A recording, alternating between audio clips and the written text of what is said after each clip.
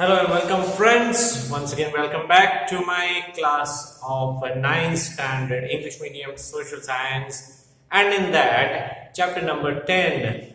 Okay, chapter number 10 organs of government. ये chapter हम पढ़ रहे हैं और आज के इस लेक्चर में हम लोग चर्चा करेंगे जो पॉइंट्स मैंने लिखे हैं बोर्ड के ऊपर उसके बारे में, that is about the administrative system of the state level. Okay, जिसको हम एडमिनिस्ट्रेटिव एग्जीक्यूटिव भी कह सकते हैं दूसरे शब्दों में. And the next point after that is governance eight the local level, यानी कि जहां पे डिस्ट्रिक्ट गांव होते हैं, टाउन्स होते हैं छोटे छोटे, उस लोकल एरिया में किस तरह से गवर्नेंस किया जाता है. ठीक है, उसके बारे में हम पढ़ने जा रहे हैं आज. और हमारा रीडिंग आज का शुरू हो रहा है page number 80 of your textbook, so you should please open it up. Okay, so as I read the lines, I will explain you. Okay, and then you have to pay attention in the textbook as I read. Okay, so page number 80 पे administrative system, जिसको administrative executive भी कहा जाता है. The political executive frames various policies in different fields. हमने previous lecture में ये discuss किया था कि पॉलिटिकल एग्जीक्यूटिव्स होते हैं स्टेट लेवल पे.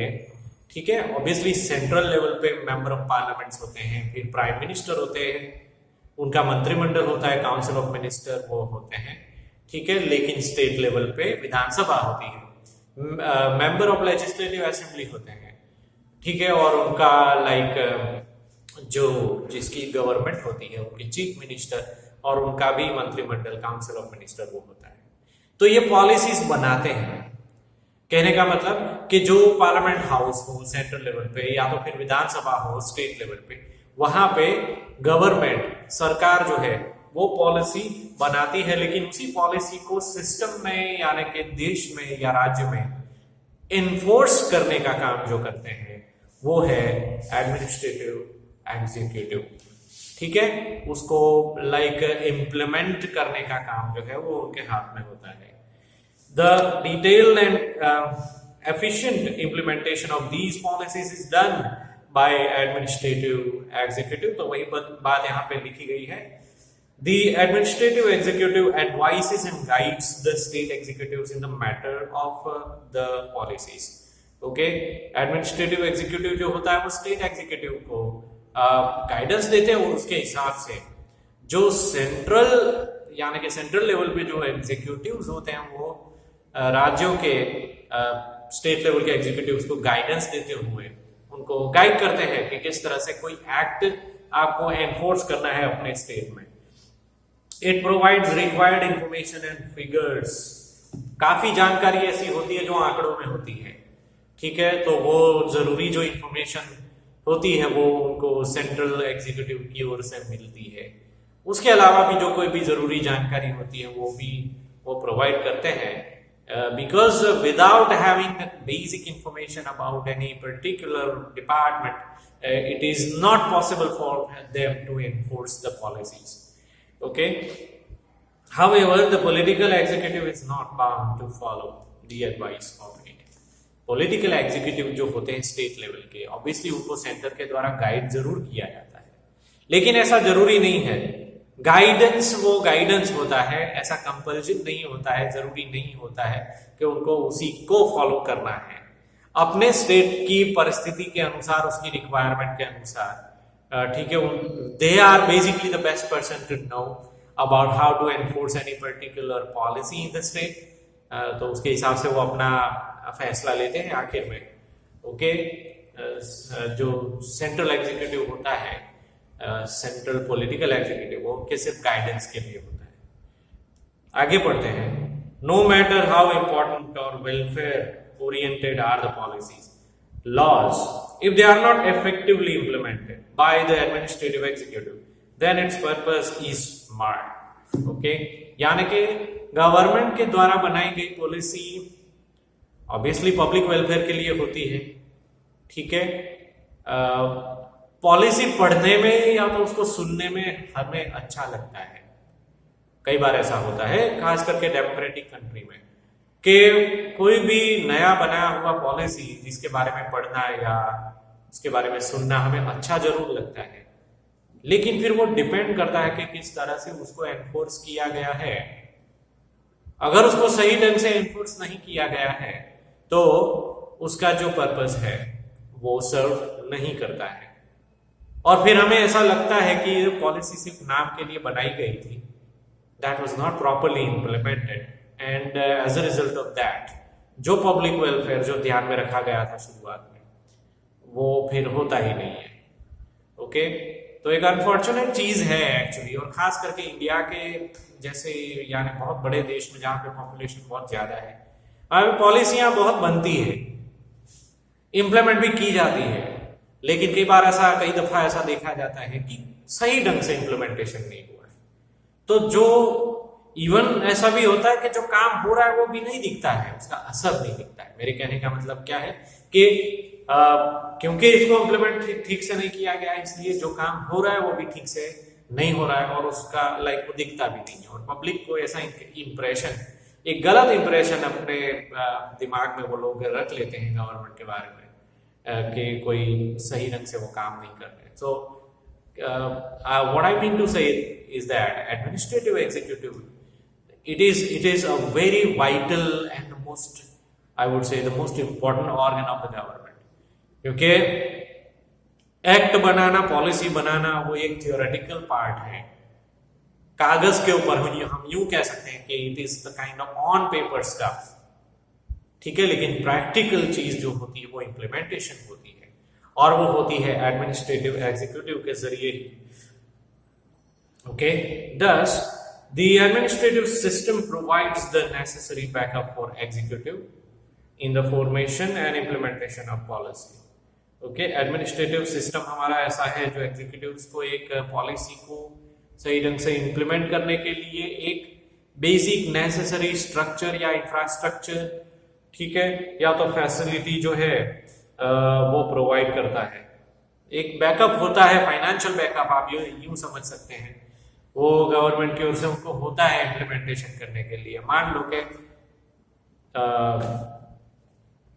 लेजिस्लेटिव असेंबली में ऐसा कोई एक्ट पास हो गया कि कोई पर्टिकुलर एरिया में जहां पे रोड ही नहीं है वहां पे रोड बनाना है, पक्का वाला रोड बनाना है, या तो हाईवे बनाना है, या कोई एक्सप्रेस हाईवे बनाना है, या तो कोई कैनल बनानी है, या तो फिर डैम बनाना है, ऐसे हजारों टाइप के काम होते हैं, ठीक है। तो ये एक्ट तो पास हो गया, वो बिल पेश किया गया विधानसभा में, पास भी हो गया, लेकिन उसके बाद इम्प्लीमेंटेशन की जब बात आती है तो एडमिनिस्ट्रेशन एग्जीक्यूटिव के पास उसका बैकअप होना जरूरी है। यानी कि वो डैम बनाने के लिए या रोड बनाने के लिए उनको जो फाइनेंशियल बैकअप चाहिए होता है, that is provided by the government, and in case if it is not provided by the government then obviously this task can not be carried out properly. Okay okay, चलो आगे बढ़ते हैं।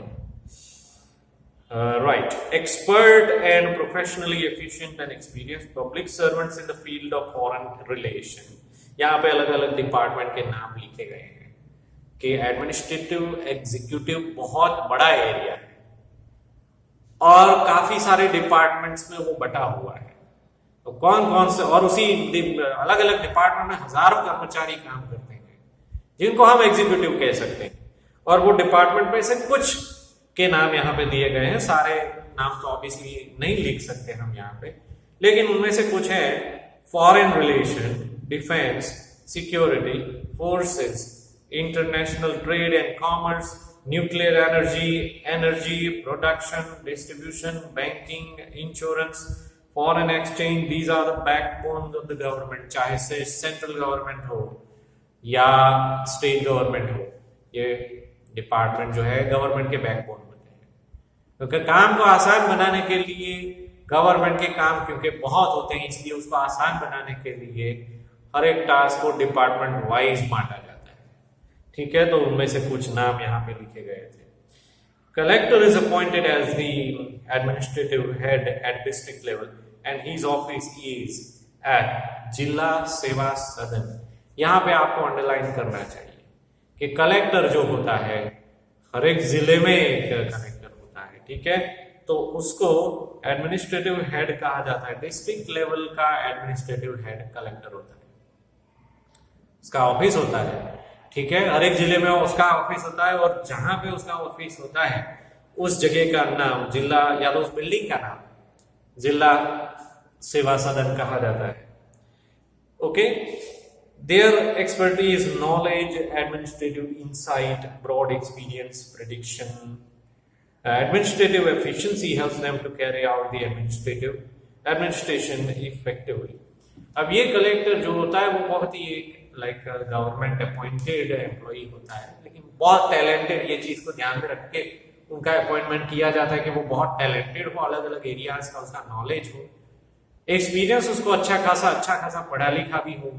ठीक है, तो अपने डीप इंसाइट और far vision से, डीप विजन के बदौलत वो अपने एरिया में एक प्रोग्रेस करने का काम जो है वो कर सकते हैं। ऐसा कलेक्टर, एक जिम्मेदार जो कलेक्टर है वो चुनना भी जरूरी होता है। From the organs of the government, the state executive acts as the brain behind the welfare of the people. Okay, government का जो ऑर्गन के बारे में हम पढ़ रहे हैं उसमें स्टेट एग्जीक्यूटिव जो है वो यूं समझते हैं कि हम गवर्नमेंट का वो ब्रेन है, जैसे कि हमारे शरीर का ब्रेन होता है। ठीक है, वो कितना अहम हिस्सा है आप लोग जानते ही हो, ब्रेन है, हार्ट है, उसके बगैर शरीर फंक्शन नहीं करता है। तो obviously in this case also state administrative executive के बगैर गवर्नमेंट फंक्शन नहीं कर पाती है, और इसीलिए उसको गवर्नमेंट का ब्रेन भी कहा जाता है। ठीक है, फ्रॉम दी, हाँ वो हो गया। Whereas the administrative executive is like the limbs. Okay, state executive brain होता है, तो administrative executive जो है वो limbs यानी कि शरीर के अंग होते हैं, क्योंकि अलग अलग हिस्सों में अलग अलग डिपार्टमेंट्स में उसको बांटा गया है। तो जैसे हमारे बॉडी के जो लिम्स होते हैं, पार्ट्स होते हैं, वो अपना अपना टास्क करते हैं। सपोज हाथ, पैर, हमारी आंखें, okay, nose, ears, there are so many parts in the body. They have been assigned a particular task, उनको जो काम सौंपा गया है वही काम करते हैं। तो एडमिनिस्ट्रेटिव एग्जीक्यूटिव का भी वही है कि डिपार्टमेंट उनको जो सौंपा गया है उसी डिपार्टमेंट में, उसके दायरे में रहकर उनको इफेक्टिवली वर्क करना पड़ता है, और हर एक डिपार्टमेंट को ये बात लागू पड़ती है। ठीक है, whereas the administrative executive is like the limbs, an amicable relation between the political executive and the administrative executive is a prerequisite of the smooth governance of the state. तो इस तरह से पॉलिटिकल एग्जीक्यूटिव, ठीक है, और administrative executive के बीच में जो अगर अच्छा संबंध है, ठीक है, या तो फिर हम ऐसे कह सकते हैं कि वो दोनों के बीच में एक स्मूथ रिलेशनशिप है, तो फिर गवर्नमेंट का जो गवर्नेंस है, स्टेट का हो या सेंट्रल का, वो भी एकदम स्मूथली हो सकता है। पॉलिटिकल एग्जीक्यूटिव यानी कि वो लोग जो पार्लियामेंट में या तो फिर विधानसभा में बैठते हैं। मैं वापस आपको याद दिला दूं, वर्ड्स के बीच में बिल्कुल कंफ्यूज मत होइएगा। Political executives are those who make the policies while sitting in the parliament as members of parliament, or maybe like in the government, prime minister and then the council of minister, and then as far as the state is concerned, chief minister, member of legislative assembly जिसको हम MLA कहते हैं, ठीक है, और उनका जो chief minister के काउंसिल ऑफ मिनिस्टर्स हैं वो भी ये पॉलिटिकल एग्जीक्यूटिव्स होते हैं। ठीक है, और एडमिनिस्ट्रेटिव एग्जीक्यूटिव्स वो होते हैं जिनको हम सादी भाषा में सरकारी कर्मचारी भी कह सकते हैं, जो अलग अलग डिपार्टमेंट में काम करते हैं हजारों की संख्या में, across the state, across the whole nation. They are found in thousands in number, जो गवर्नमेंट नौकरी करते हैं। आप में से काफी लोगों के पेरेंट्स जो हैं वो गवर्नमेंट में सर्विस करते होंगे, तो जो लोग गवर्नमेंट में सर्विस कर रहे हैं they are known as administrative executive. वो गवर्नमेंट का काम कर रहे हैं, गवर्नमेंट ने कोई सो एंड सो पॉलिसी बनाया होगा, तो उसके ऊपर उसका इम्प्लीमेंटेशन करना, उसके ऊपर काम करना वो उनकी जिम्मेदारी होती है। तो अब मैं उम्मीद करता हूं कि ये दोनों का जो वर्ड्स हैं जो बार बार मैं बोल रहा हूं उसके बीच में आपको फर्क समझ में आ गया होगा. Okay, political executive and administrative executive, right. So let's move on in the next paragraph now. The power and influence of the government is becoming more centered in the bureaucracy. Okay, यानी bureaucracy यानी कि highest level के politician जो है उसमें government का power जो है वो ज्यादा दिन ब दिन सेंट्रलाइज हो रहा है. Okay, nepotism, corruption, dishonesty, inefficiency, misconduct, escapism are the evils of bureaucracy. Okay, ये डेमोक्रेसी या ब्यूरोक्रेसी आप जो भी समझते हैं उसके रिलेटेड कुछ नेगेटिव टर्म्स हैं. करप्शन, एस्केपिज्म है फॉर एग्जांपल, तो काम नहीं करना या तो सही ढंग से नहीं करना, गलत ढंग से करना. ठीक है, भारी मात्रा में करप्शन होना या तो फिर किसी भी एक ही व्यक्ति या एक ही डिपार्टमेंट का प्रभाव होना हर एक जगह पे. These are kind of nuisances. Democracy में पाए जाने वाले ये कुछ न्यूसेंसेस हैं.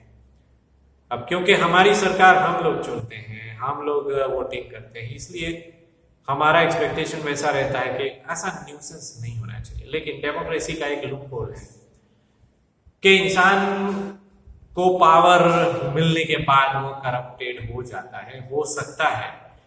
Okay, because the position that he acquires gives him the scope to become corrupted. It's the kind of biggest, I would say, the biggest nuisance in the democratic system. Okay, लेकिन unfortunately एक evils of bureaucracy ये सारी बातें हैं. So to control such evils, Lokpal और Lokayukta is needed. ऐसे evils को control करने के लिए लोकायुक्त की स्थापना करना या लोकपाल की नियुक्ति करना वो भी जरूरी है. तो ऑब्वियसली जो पब्लिक में से जो दूसरे रिप्रेजेंटेटिव्स हैं जो कि पॉलिटिशियन नहीं है, ठीक है, उनका एक कमिटी बनाया जाए और ये पॉलिटिशियंस के काम के ऊपर ध्यान रखें. उसको हम लोकपाल या लोकायुक्त कहते हैं. तो एक ऐसा सजेशन आता है रिसेंट टाइम में, बार बार ऐसा सजेशन आया है. हालांकि उसको अभी तक प्रॉपर वे से इंप्लीमेंट नहीं किया गया, लेकिन एक सोल्यूशन है अभी फिलहाल. This is the kind of best solution we have to improve the condition, the system in case if Lokpal और Lokayukta is appointed. Okay, to stop the corruption, general state government has started an entire separate department in the name of Anti-Corruption Bureau. ये statement आपको underline करना चाहिए कि कुछ सालों पहले corruption को रोकने के लिए एंटी करप्शन ब्यूरो, जो कि खुद एक गवर्नमेंट बॉडी है, उसका एक अलग से डिपार्टमेंट बनाया गया था. उनका काम वही है कि जो अधिकारी है या तो जो कोई पॉलिटिशियन है, ऐसा पाया जाता है कि वो करप्शन कर रहा है, ठीक है, अनएथिकल वे से वो पैसे इकट्ठा कर रहा है या तो लोगों के पास से काम करवाने के लिए पैसे ले रहा है अनएथिकल वे से, उसको करप्शन कहते हैं.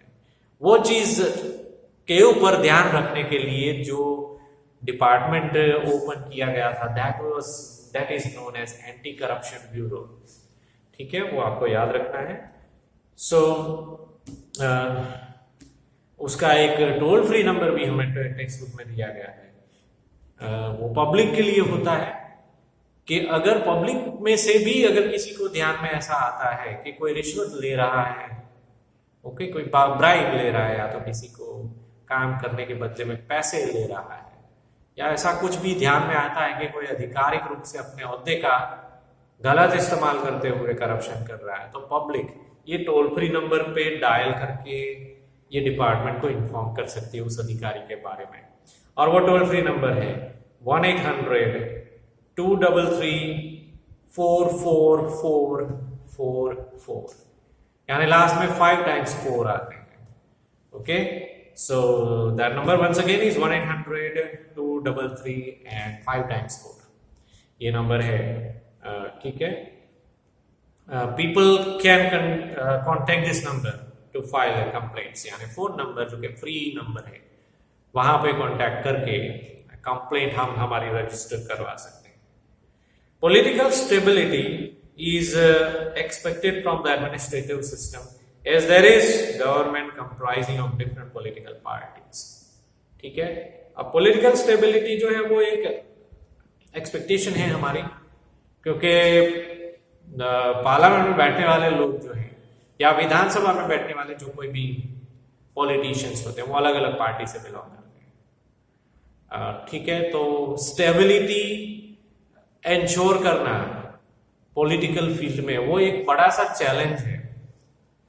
इसको बहुत डिटेल में नहीं समझाया है, लेकिन मैं आपको अपने तरीके से आपको समझाने की कोशिश करता हूं कि मान लो कि कोई विधानसभा में या तो फिर पार्लियामेंट के अंदर किसी पक्ष की गवर्नमेंट बन जाए, किसी पॉलिटिकल पार्टी की गवर्नमेंट बन जाए, उनके पास रिक्वायर्ड नंबर है, जितनी मेजॉरिटी चाहिए उनको सीटों की संख्या के मामले में वो मेजॉरिटी उनके पास है, उनकी गवर्नमेंट बन गई। So obviously it is expected that these governments will smoothly function for the next 5 years।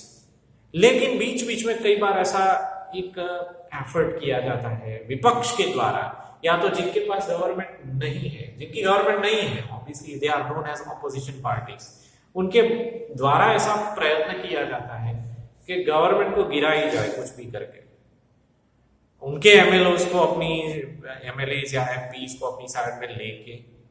ठीक है, या तो मान लो कि कोई गठबंधन वाली गवर्नमेंट बनी है, ठीक है, 6, 8, 10 पॉलिटिकल पार्टियां मिलके अगर उन्होंने एक मिलीजुली सरकार अगर उन्होंने बनाई है, तो उसमें से 2-3 पॉलिटिकल पार्टियों को वो कांटेक्ट करके अपने पक्ष में लेने की कोशिश करते हैं।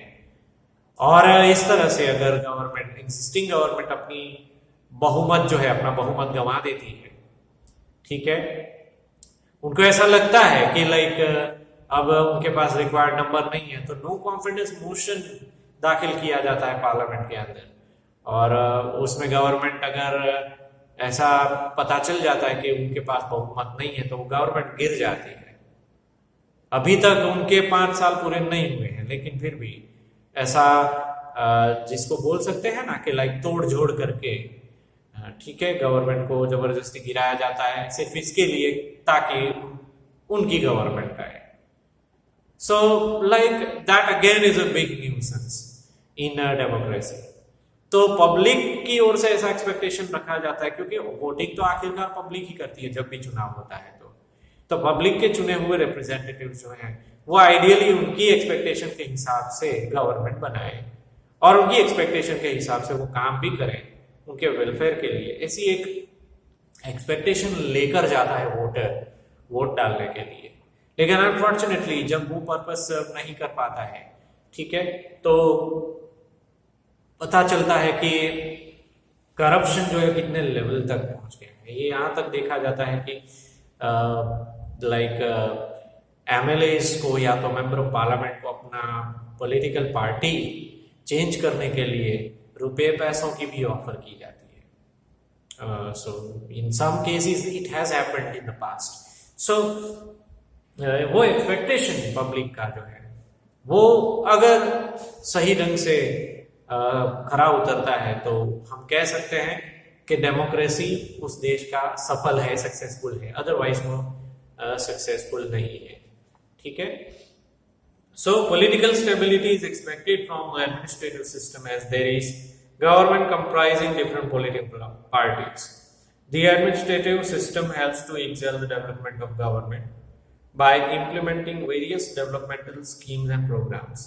ठीक है, एडमिनिस्ट्रेटिव सिस्टम यानी कि काम करने वाले डिपार्टमेंट और उनके डिपार्टमेंट में काम करने वाले हजारों कर्मचारी जो हैं वो एडमिनिस्ट्रेटिव डेवलपमेंट या तो स्टेट का या तो लोकल एरिया का, डिस्ट्रिक्ट का, या तो पूरे देश का डेवलपमेंट करने के काम में लगे रहते हैं। लेकिन वो भी जैसे हमने आगे समझाया कि अगर पॉलिटिकल एडमिनिस्ट्रेशन के साथ अगर उनका कॉम्बिनेशन सही है तभी ये काम हो सकता है। उसमें सबसे बड़ी समस्या है करप्शन को टालना। सबसे बड़ा चैलेंज है वो एक्चुअली कि करप्शन को टालना अगर वो सक्सेसफुली हो पाता है तो obviously democracy is, we can say that it is the best ever administration system, और इसी वजह से आज कि दुनिया में लगभग 90% कंट्रीज जो है, 90% of the total number of Nations they follow democratic administration system, लेकिन हर एक जगह पे वो सफल नहीं है। ओके, कुछ जगह जो है ऐसी है जहाँ पे करप्शन बहुत ही कम लेवल पे होता है, बहुत ही एफिशिएंट वे से काम होता है वहाँ पे, और कुछ जगह कुछ देश ऐसे भी हैं जहाँ पे करप्शन ज्यादा हो रहा है, सही ढंग से काम नहीं हो रहा है, जितना एक्सपेक्टेशन किया जाता है वो एक्सपेक्टेशन के मुताबिक काम नहीं हो रहा है। And then more and more improvement, more and more implementation of the different policies in order to ensure the smooth functioning of the governance, they have to be made over and over in that system.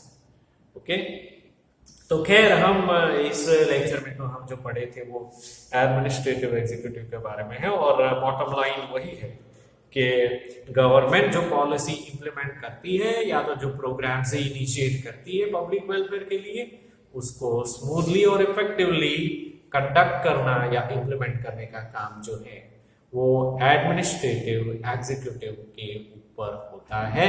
और administrative executive किस ढंग से काम करती है उसी के ऊपर गवर्नमेंट की सफलता का आधार है। ठीक है, इतना डिस्कशन हमारा हो गया। उसके बाद हम अब आते हैं governance eight the local level, जो कि हमारा दूसरा पॉइंट है। ये एक बहुत ही इंपॉर्टेंट पावर डिवीजन है। ठीक है, इंपॉर्टेंट इसलिए खास करके बड़े देश में जहां पे सेंट्रल गवर्नमेंट के लिए संभव नहीं होता है कि देश के हर कोने तक वो ध्यान रख सके, इट इज प्रैक्टिकली इम्पॉसिबल, और इसलिए हर एक कोने में उनको लोकल गवर्नेंस एस्टैब्लिश करना पड़ता है, और उसी को कहते हैं governance eight the local level, यानी कि वो पर्टिकुलर एरिया का जो गवर्नेंस है वो भी वही उनके हाथ में होता है। तो आइए अब हम पढ़ते हैं governance eight the local level. It is extremely difficult to carry out governance of the entire nation from a single place, as the central government has too many responsibilities. जो मैंने आपको वही बताया वही लिखा है यहाँ पे कि सेंट्रल गवर्नमेंट के पास क्योंकि बहुत ज्यादा रिस्पॉन्सिबिलिटीज होती है, और वैसे देखा जाए तो प्रैक्टिकली इम्पॉसिबल भी है, इसलिए हर एक कोने में वो ध्यान नहीं रख सकती है। The power is decentralized with the objective to timely solve various problems. Okay, various problems and then needs, expectations and aspirations of the people. देश के अलग अलग एरिया में रहने वाले लोगों की प्रॉब्लम्स, उनकी एक्सपेक्टेशंस को सॉल्व करने के लिए लोकल गवर्नेंस का एस्टैब्लिशमेंट किया जाता है, जो कि इस तरह से हम गवर्नमेंट को डिसेंट्रलाइज कर रहे हैं। सेंट्रलाइज गवर्नमेंट यानी वो होती है कि सारा दारोमदार जो है वो एक ही गवर्नमेंट के ऊपर होता है, but it's not like that. Obviously, central government is the main government of our country, but then, okay, its functions are subdivided into so many other parts, जिसमें से एक माइक्रो लेवल पे अगर हम बात करें, okay, then the governance at the local level is the most effective medium of local self-governance. And again, I would like to emphasize upon the fact that it would be impossible for the central government to look after the needs, aspirations, and expectations of the people. And that is the reason why, just in order to do the decentralization of the system, okay, the local governance has been established in the nation. And it is a kind of prime need for any large democratic country like India.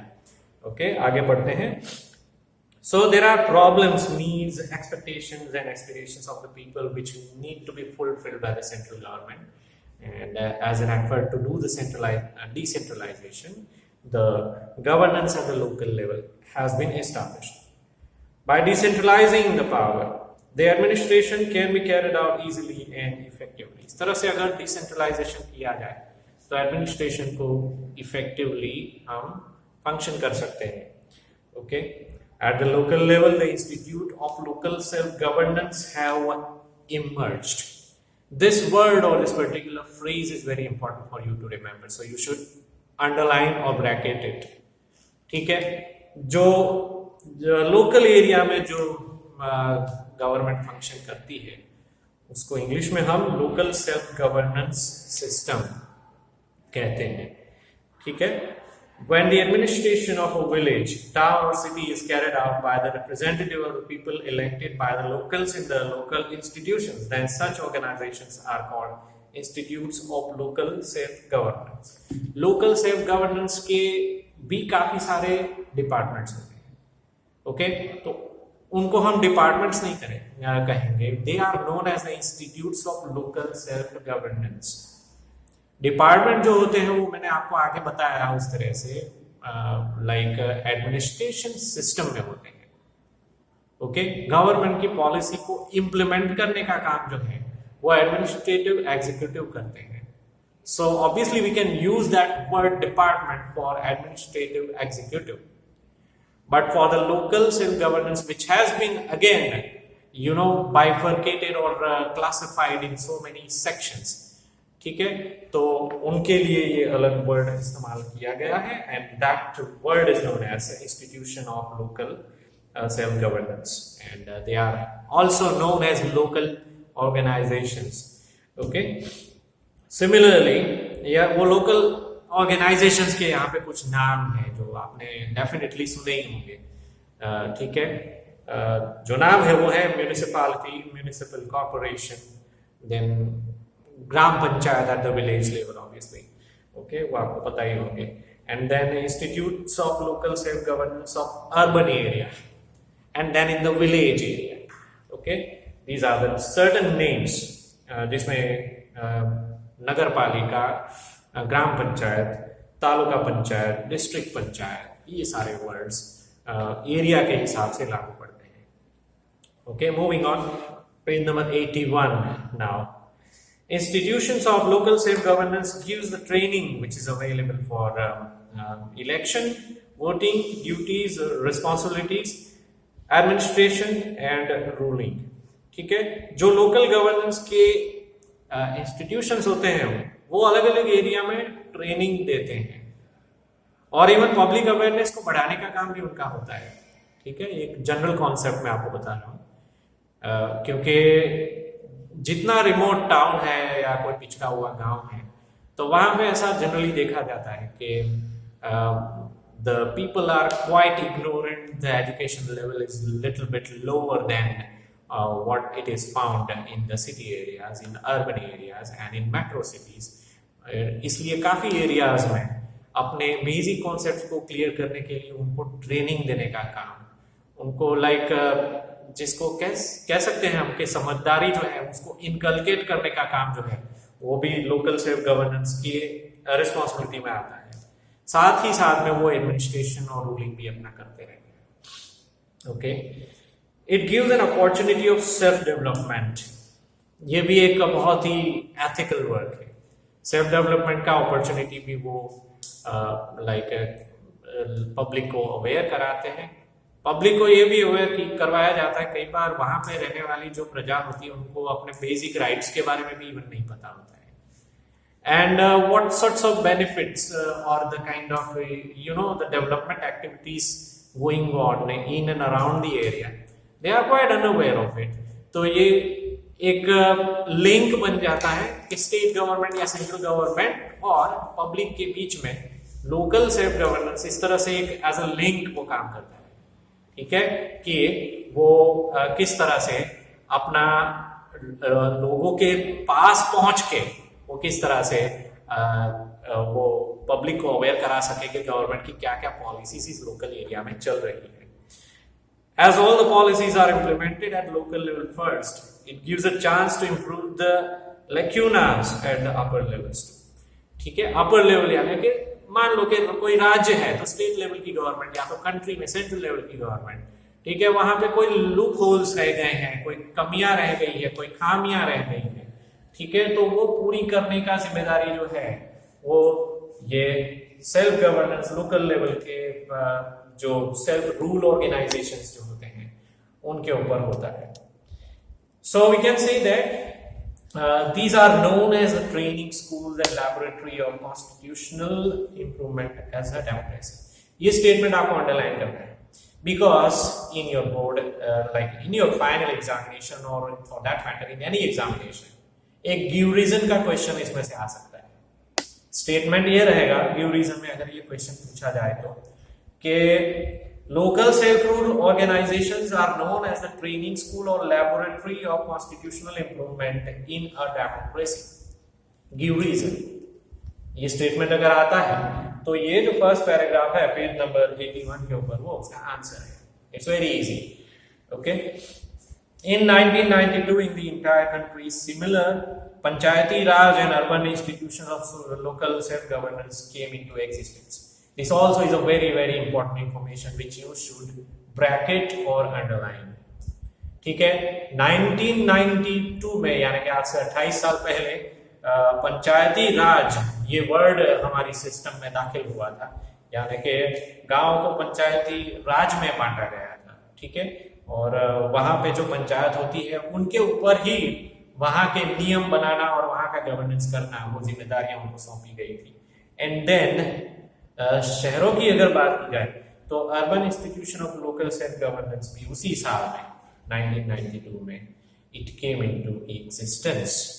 Okay, so this was all about the governance at the local level now.